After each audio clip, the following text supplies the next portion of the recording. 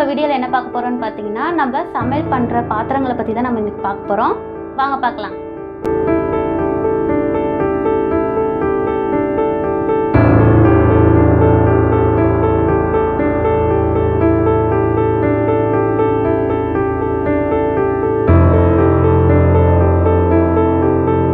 ஆரோக்கியமான உணவுக்கு பார்த்தீங்கன்னா கீரைகள், காய்கறிகள் இப்படி நீங்கள் பார்த்து வாங்கி சமைக்கிறீங்க. எக்ஸாம்பிளுக்கு பார்த்தீங்கன்னா எண்ணெய்னு எடுத்துக்கிட்டிங்கன்னா ரீஃபைண்ட் ஆயிலுக்கு பதிலாக செக்கில் ஆட்டின எண்ணெய், அதுக்கப்புறம் அயோடின் உப்புக்கு பதிலாக இந்துப்பு, அதுக்கப்புறம் வெள்ளை சர்க்கரைக்கு பதிலாக நாட்டு சர்க்கரை, இப்படி நீங்கள் பார்த்து சமைக்கிற நீங்கள் நம்ம சமைக்கக்கூடிய பாத்திரத்தை நீங்கள் கவனம் செலுத்த மாட்டீங்க. நம்ம முன்னோர்கள் பார்த்தீங்கன்னா ஃபஸ்ட்டு மண்பானையில் தான் வந்து உணவு சமைச்சு சாப்பிட்டுட்டு இருந்தாங்க. அதுக்கப்புறம் கொஞ்சம் கொஞ்சமாக பார்த்தீங்கன்னா வெண்கலம், ஈயம், இரும்பு இதில் வந்து சமைச்சு சாப்பிட்டுட்டு இருந்தாங்க. இப்போ இருக்க காலகட்டத்தில் பார்த்தீங்கன்னா எவர் சில்வர், அலுமினியம், நான்ஸ்டிக்குன்னு இப்போ சாப்பிட்டுட்டு இருக்காங்க. இதில் எதில் சாப்பிட்டா நல்லது எது கெட்டது எதுங்கிறத பார்க்கலாம் வாங்க. நல்லதுன்னு எடுத்துக்கிட்டிங்கன்னா மண்பானை, வெண்கலம், இரும்பு, ஈயம், பித்தாளை, எவர் சில்வர் இதெல்லாம் யூஸ் பண்ணலாம். அலுமினியம்னு எடுத்துக்கிட்டிங்கன்னா பார்த்தீங்கன்னா இது கொஞ்சம் ஆபத்தானது, நீங்கள் ரெகுலராக யூஸ் பண்ணக்கூடாது, அர்ஜென்ட்டுக்கு வேணால் யூஸ் பண்ணிக்கலாம். அடுத்து பார்த்தீங்கன்னா நான்ஸ்டிக் வந்து ரொம்ப ஆபத்தானது, நீங்கள் யூஸ் பண்ணவே கூடாது. சமையலுக்கு உகந்த பாத்திரம் என்னன்னு கேட்டிங்கன்னா மண்பானை தாங்க. இது நம்ம முன்னோர்கள் பார்த்திங்கன்னா இது பழங்காலமாக யூஸ் பண்ணிட்டு இருந்திருக்காங்க. இன்றைக்குமே நம்ம பெண்கள் பார்த்திங்கன்னா அந்த மண்பானையில் வந்து சமையல் பண்ணிட்டு தான் இருந்திருக்காங்க. மண் பாத்திரத்தில் பார்த்தீங்கன்னா சமையல் செய்யும்போது உணவு நீண்ட நேரம் கெடாமல் இருக்கும். காரக்குழம்பு, மீன் குழம்பு எல்லாம் ஒரு வாரம் வரைக்கும் அதே வாசனையுடன் இருக்கும். மண்பானையில் சமைக்கும்போது பார்த்திங்கன்னா சட்டியில் சீராக வெப்பம் பரவும், ஒரே இடத்துல சூடாகவும் இன்னொரு இடத்துல சூடு கம்மியாகவும் இருக்காதுங்க. இதனால் உணவு சரியான முறையில் சமைக்க உதவுது. அது மட்டும் இல்லாமல் மண்பாண்டத்தில் சமைக்கிற உணவு வந்து அதோட சத்துக்களை இழக்காமல் அப்படியே நம்ம உடலை வந்து சேர்க்குது. மண்பானையில் சமைக்கும்போது பார்த்திங்கன்னா அமிலத்தன்மை வந்து சமமாக இருக்கும். அதே மற்ற சமையல் பாத்திரத்தில் பார்த்திங்கன்னா உப்பு, புளி போன்ற வினைபுரியும் தன்மை கொண்டதுங்க. மற்ற சமையல் பாத்திரங்களுடன் ஒப்பிடும்போது உணவில் சுவையும் அதிகமாக இருக்கும். மண் பாத்திரங்களுக்கு அடுத்தபடியாக கல் சட்டி ஒரு நல்ல சமையல் பாத்திரமாக இருக்குது. மாவு கல்லுன்னு சொல்லக்கூடிய ஒரு வகையான கல்லில் தாங்க இந்த வகையான பாத்திரங்களை செய்கிறாங்க. இதை சோப் ஸ்டோனுன்னு கூட சொல்லுவாங்க. எல்லாருமே தோசைக்கல், பனையாதுக்கல், விளக்குன்னு இதெல்லாம் பார்த்துருப்போம். இதெல்லாம் இன்றைக்குமே பயன்படுத்திட்டு தான் இருக்காங்க. ஆனால் குழம்பு, ரசம் வைக்கிறதுக்கு சட்டி இருக்குது, அதை யாரும் பயன்படுத்துறது இல்லைங்க. இப்போ கொஞ்சம் கல் சட்டி பயன்படுத்துகிறாங்க. இந்த கல் சட்டியில் தக்காளி பருப்பு, கீரை மசியல், அப்புறம் மோர் குழம்பு, சாம்பார், மீன் குழம்பு, ரசம் இதெல்லாம் சமைக்கலாம். கல் சட்டியில் பயன்படுத்தி சமைப்பதனால சமைக்கும் உணவில் பார்த்திங்கன்னா உள்ள 98% ஊட்டச்சத்துக்கள் அப்படியே தக்க வைக்குது. சோப்பு கல்லில் பார்த்திங்கன்னா உணவு தயாரிக்கும் போது கல்லில் உள்ள கால்சியம், மெக்னீசியம் போன்ற சத்துக்களை உணவுக்கு வந்து கடத்துது. இது நமது உடலுக்கு பார்த்திங்கன்னா இன்றியமையாக ஊட்டச்சத்தாக இருக்குது.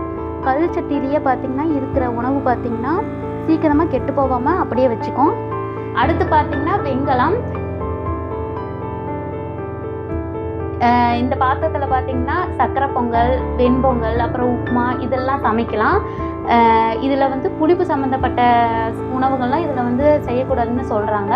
கோவில்களில் பார்த்திங்கன்னா இதில் அதிகமாக பயன்படுத்துகிறாங்க. இதோட சவுண்டு எப்படி இருக்குதுன்னு நான் காட்டுறேன் பாருங்கள்.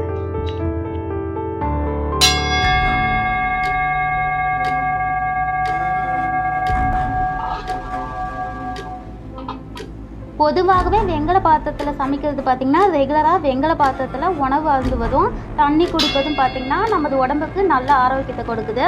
அந்த வெங்கல பாத்திரத்தில் யூஸ் பண்ணுறதுனால நம்ம உடம்புக்கு கிடைக்கக்கூடிய நன்மைகளை பார்க்கலாம். ஒரு ஆரோக்கியமான உடலுக்கு பார்த்திங்கன்னா ஆணிவேராக இருப்பது செரிமான அமைப்பு. செரிமானத்தை திறனை வந்து அதிகப்படுத்தி குடலை வந்து பாதுகாப்பாக வச்சுக்கும்.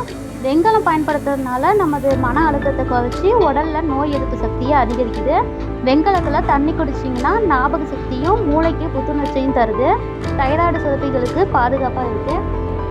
இரத்த சிவப்பணுக்களை அதிகரித்து ரத்தத்தில் உள்ள கொழுப்பையும் கரைக்குது. இதய ஆரோக்கியத்துக்கும் உதவுது. அடுத்து பார்த்திங்கன்னா இரும்பு சட்டி.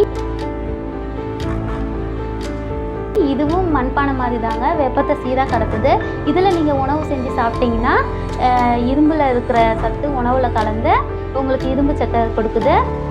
ரத்த சோகை, ஹீமோகுளோபின் கம்மியாக இருக்கிறவங்க பார்த்தீங்கன்னா இதில் உணவு செஞ்சு சாப்பிட்டிங்கன்னா உங்களுக்கு இரும்பு சத்து கிடைக்கும். ரத்த சோகைனா வேறு ஒன்றும் இல்லைங்க, ரத்தத்தில் ஹீமோகுளோபின் அளவு குறையிறது தாங்க.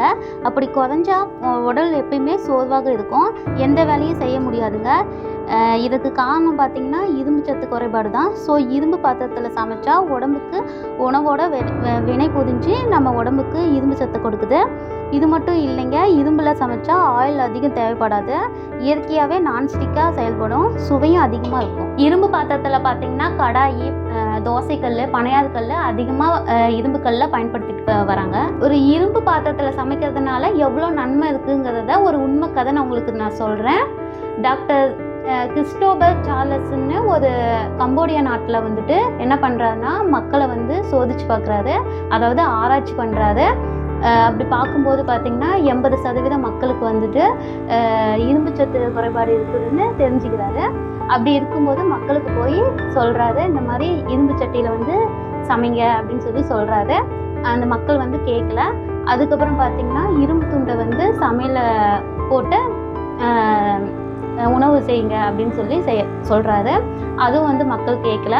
இரும்பு துண்டை வந்து மக்கள்கிட்ட கொடுத்து இதை சமையலில் போட்டு சமைங்க அப்படின்னு சொல்லி சொல்கிறாரு. அதையுமே வந்து மக்கள் வந்து கேட்கல. அதுக்கப்புறம் வந்து யோசித்து பார்க்குறாரு. நாட்டு மக்கள் பார்த்திங்கன்னா மீனை வந்து லக்கியாவோ புனிதமாகவோ நினைக்கிறாங்க. அதனால் இவர் வந்துட்டு ஒரு இரும்பு துண்டு வந்து மீன் வடிவத்தில் செஞ்சு அவரே கொண்டு போய் கொடுக்குறாங்க. சமைச்சதுக்கப்புறம் அந்த இரும்பை தனியாக எடுத்து வச்சுட்டு உணவை சாப்பிட்றாங்க. இப்படியே ரெகுலராக சாப்பிட்டு வர்றதுனால ஆராய்ச்சி பண்ணும்போது அவங்க உடம்புல இரும்பு சத்து வந்து அதிகமாக இருக்கிறத அவர் தெரிஞ்சுக்கிறாரு. இப்போ இது உலகம் ஃபுல்லாக ட்ரெண்டாக இருக்குது. அமேசானில் கூட இது சேல்ஸ் பண்ணிகிட்டு இருக்காங்க. அடுத்து பார்த்தீங்கன்னா செம்பு பாத்திரம். இந்த பாத்திரத்தில் வந்து தண்ணி ஊற்றி வைக்க தான் உதவுது. இதில் தண்ணி ஊற்றி வைக்கிறதுனால பாக்டீரியா மற்றும் நுண்கிருமிகளை அழித்து தண்ணியை வந்து சுத்தப்படுத்துது. இப்படி செம்பில் தண்ணி ஊற்றி வச்சு குடிக்கிறதால செம்பு சத்து வந்து தண்ணியில் கலந்து அதை நாம் குடிக்கும்போது நீரில் உள்ள செம்பு சத்துக்களை மூளையில் செயல்பாடுகளை அதிகப்படுத்துது. மேலும் செரிமானம் வந்து சீராகுது. அஜீரணம், வயிற்று புண்களுக்கு தீர்வு தருது. கல்லீரல், சிறுநீரகத்தை வந்து செயல்பாடாக சீராக்குது. உடம்பை வந்து குறைக்கணும்னு நினைக்கிறவங்க பார்த்திங்கன்னா செம்பில் தண்ணி குடிப்பதால் செரிமான அமைப்பை சீராக்குது, கொழுப்பை உடச்சி வெளியேற்றுது, இதயத்திற்கு நன்மை தருது, தைராய்டு சுரப்பியின் வந்து செயல்பாட்டை ஒழுங்குபடுத்துது. அடுத்து பார்த்திங்கன்னா பித்தளை பாத்திரம். இந்த பித்தளை பாத்திரத்தில் சமைக்கும்போது இந்த பித்தளையில் இருக்கிற சத்து வந்து உணவில் கலந்து அதை நீங்கள் சாப்பிடும்போது அஜீரணம், வாயு பிடிப்பு, மலச்சிக்கலை வந்து குறைக்குது. இதில் நீங்கள் சமைக்கும்போது உள்ள ஈயம்பூசி தான் சமைக்கணும். ஏன் ஈயம்பூசி சமைக்கிறாங்கன்னா இதில் தக்காளி, புளி, எலுமிச்சம் போன்ற அமிலத்தன்மை உள்ள பொருட்களை கலந்து பயன்படுத்துறதுனால உணவு வந்துட்டு நச்சா மாறுது. அதனால் ஈயம்பூசி சமைக்கிறாங்க. அடுத்து பார்த்திங்கன்னா ஈயம். இதுக்கு முழு பெயர் பார்த்திங்கன்னா வெள்ளியம்னு சொல்லுவாங்க. இதில் சமைக்கும் போது பார்த்திங்கன்னா உருகும் தன்மை கொண்டது. அதனால் வந்து நெருப்பை கம்மியாக வச்சு யூஸ் பண்ணுவாங்க. அதிகமாக வச்சு யூஸ் பண்ணிங்கன்னா வந்து உருகி ஓட்டையாயிடும். இதில் வந்து பெரும்பாலும் வந்து ரசம் வைக்க யூஸ் பண்ணுவாங்க. அடுத்து பார்த்திங்கன்னா எவர் சில்வர். இதில் வந்து எல்லா வீட்லையுமே சமைக்கக்கூடியது தான். இதில் வந்து எல்லா உணவுகளையுமே இதில் சமைக்கலாம். இது வந்து ரொம்ப நாள் தாங்கும், ஸ்க்ராட்ச் உருவாது. இதில் சமைக்கிறதுனால பார்த்திங்கன்னா எந்த பாதிப்பும் இல்லை, எந்த நன்மைகளும் இல்லை. அடுத்து பார்த்திங்கன்னா அலுமினியம். இதில் சமைப்பதற்கு பார்த்திங்கன்னா நல்லதல்ல. இதில் சமைப்பதனால பார்த்திங்கன்னா மூளையில் உள்ள நியூரான்களுக்கு ஆபத்து. ஆஸ்துமா, காசநோய், சுவாச கோளாறு போன்ற பிரச்சனைகள் பார்த்திங்கன்னா இந்த அலுமினிய பாத்திரத்தால் உண்டாகுது. அதுலேயும் இப்போது ப்ரெஷர் குக்கர் டெய்லி யூஸ் பண்ண ஆரம்பிச்சிட்டாங்க. இது சக்கரை வியாதி, முழங்கால் வலி, இன்னும் நிறைய பிரச்சனைகளை உண்டாக்குது. எந்த ஒரு ஆகாரத்தையுமே சமைக்கும்போது சூரிய ஒளி, காற்று இருக்கணும். அப்படி இல்லைன்னா அது வேகாது. குக்கரில் உள்ள ப்ரெஷர் குக்கர்னால உணவுப் பொருட்களை மிருதுவாகும், ஆனால் வேகாது. இது அலுமினியம் பாத்திரம் பிரிட்டிஷ்காரங்களால் சிறையில் உள்ள விடுதலை போராட்ட வீரர்களுக்கு பார்த்திங்கன்னா சமையல் செய்ய கொண்டு வரப்பட்டது. ஏன்னா அவர்களை சக்தியற்றவர்கள், நோயற்றவர்களையும் மாற்ற நம் தேசத்துக்கு கொண்டு வரப்பட்டது. அவ்வளவு கொடியது இந்த அலுமினியம் பாத்திரம். அடுத்து பார்த்திங்கன்னா நான்ஸ்டிக்கு. இது வந்து ரொம்ப ஆபத்தானது. இதை நீங்கள் யூஸ் பண்ணுறதுனால இதில் உள்ள கோட்டிங் வந்து வந்து நம்ம உணவில் கலக்கிறதுனால புற்றுநோயை ஏற்படுத்துது. அதனால் தெரியாமல் கூட இந்த நான்ஸ்டிக்கை வாங்கி யூஸ் பண்ணிடாதீங்க.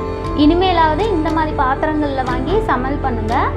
அலுமினியம் நான்ஸ்டிக்கில் வாங்கி யூஸ் பண்ணாதீங்க.